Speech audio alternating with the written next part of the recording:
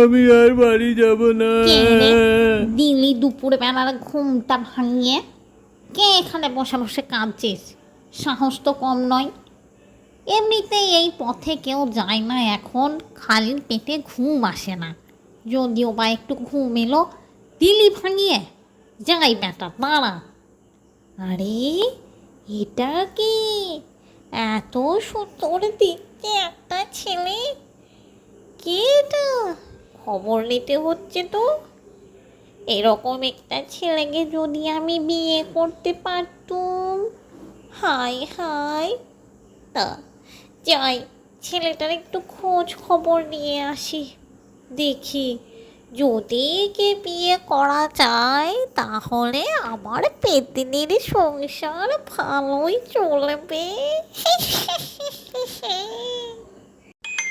এই ছেলে, কে তুই? কি নাম তোর? এখানে কি করছিস?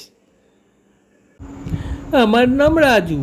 আমি মা বাবার সঙ্গে ঝগড়া করে পালিয়ে এসে পথ হারিয়েছি। কিন্তু তুমি কে? ভূত? এই চুপ কর চুপ কর। আমি ভূত, কিন্তু অতটাও খারাপ ভূত নই। চুপ কর, বস। আগে তোকে কিছু খাবার দিই, খা। পেট মাথা ঠান্ডা কর, তারপর তোর সাথে আমার কথা হবে।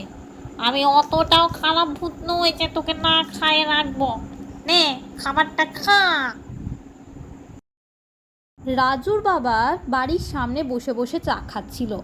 রাজুর মা তখন কাঁদতে কাঁদতে এসে বলল, তুমি সকাল থেকে বসে চা খাচ্ছ, এদিকে যে বেলা গড়িয়ে দুপুর হতে গেল, ছেলেটা এখনো বাড়ি ফিরল না। একবার দেখলে না ছেলেটা কোথায় আছে?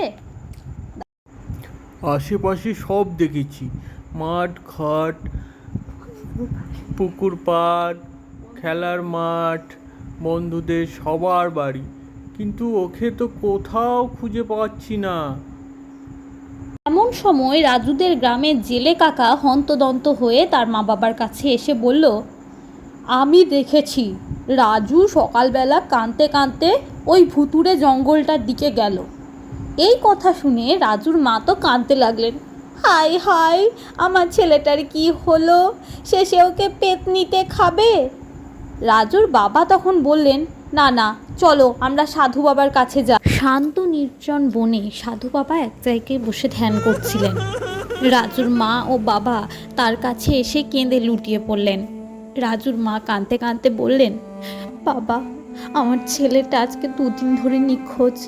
বাবা, আমাদের গ্রামের ওই জেলে কালুয়া দেখেছে যে ও নাকি ওই ভুতুড়ে জঙ্গলের দিকে গেছে।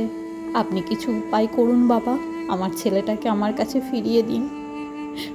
সব শুনে সাধু বাবা বললেন, শোন, আমি ধ্যান করে দেখতে পাচ্ছি তোর ছেলে এক ভয়ঙ্কর পেতনির কবলে পড়েছে। তবে চিন্তা করিস না, তুই তোর ছেলেকে ফিরে পাবি। শুধু আমার কথা মতো এই কয়েকটা জিনিস অবলম্বন কর।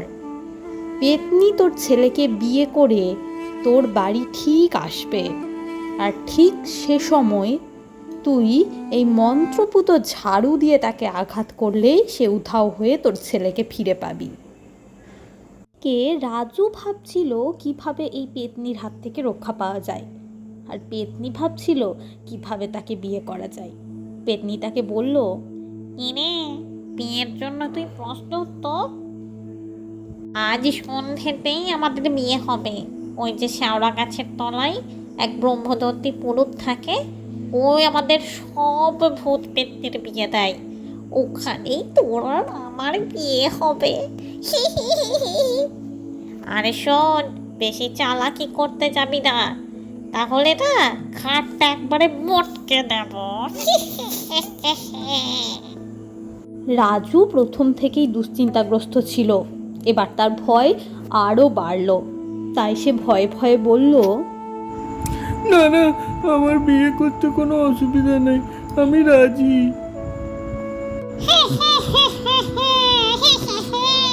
সন্ধেবেলায় পেতনিটা যথারীতি রাজুকে নিয়ে হাজির হলো শেওড়া গাছের তলায়। সে তো প্রচুর সেজেছে, রাজুকেও বাধ্য করেছে বর সাজতে। শেওড়া গাছের নিচে দাঁড়িয়ে ব্রহ্মদত্তিটা ভূত মতে পেতনির সাথে রাজুর বিয়ে দিয়ে দিল। তারপর বলল, এখন থেকে তোমরা দুজন স্বামী স্ত্রী। যাও, এবার তোমার পেতনি বউকে নিয়ে তোমার বাড়ি যাও। আর এই যে শাকচুন্নি, তুইও বিয়ের পরে শ্বশুর ঘরই যেতে হয়, শ্বশুর ঘরই আসল ঘর। যা, এখান থেকে যা। শাকচুন্নি হেসে বলল, হ্যাঁ, আমার যে কি লজ্জা লাগছে, কিন্তু তাও আমি শ্বশুর বাড়ি যাব। তোমাকে ছাড়া একা একা শ্বশুর ঘরে থাকতে আমার খুবই মন খারাপ করবে গো ব্রহ্মদত্তি দাদা। কিন্তু কি আর করবো, যাই দুদিন মানুষের আদর খেয়ে আসি। এখানে এসে তারপর আবার দুজনে মানুষের খাড় মটকিয়ে খাবো। আমার বরটার কথাও তো ভাবতে হবে। ওখানে আমার শাশুড় সোয়ানি রয়েছে, তাদেরকেও দেখতে হবে। কি বলো, ঘুরে আসি? এদিকে দুই ভূতের কথা শুনে রাজুর অবস্থা তো গেল গেল, কিন্তু কি আর করবে, তাকে যেমন করি হোক মা বাবার কাছে নিয়ে যেতে হবে। বাড়ি ফিরে রাজুর পেতনি বউকে দেখে মা বাবা তো অবাক। তার মা বলল, দাঁড়া দাঁড়া, এইভাবে কি বৌমাকে ঘরে তোলা যায়? আমি বরণ ডালা নিয়ে আসি। এই বলে তিনি ঘরের দিকে পা বাড়ালেন।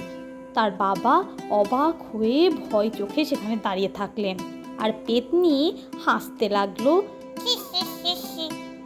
এমন সময় হঠাৎ রাজুর মা সেই মন্ত্রপুত ঝাড়ুটা এনে পেতনির গায়ে ঠেকালেন। যেই না ঠেকানো অমনি জাদুর মতো পেতনি উধাও হয়ে গেল। কিছুক্ষণ মারের পর সে চিৎকার করতে লাগলো, আহ, ওহো।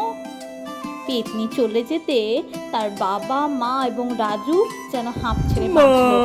রাজুর মা রাজুর কাছে এগিয়ে গিয়ে আদর করে বললেন, বাবা, তোকে ভুল করে দু চার কথা বলে ফেলেছি, তাই বলে এমন কাজ যেন আর কখনো করিস নে।